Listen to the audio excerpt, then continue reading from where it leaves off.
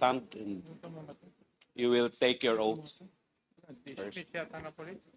Okay, are you all here? Please raise your right hand. Do you swear to tell the truth, the whole truth, and nothing but the truth, so God may help you?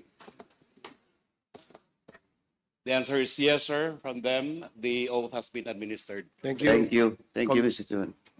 Mr. Chairman, anyway, the issue about why we invited NAPOLCOM, Region 6, and of course the NAPOLCOM now. Sorry for waiting since early morning. Nandito na po kayo, sir. And all of these former police officers was assigned in Region 6. And this invitation, Mr. Chairman, emanates from the discussion during the Public Order and Safety hearing last week, and this matter was referred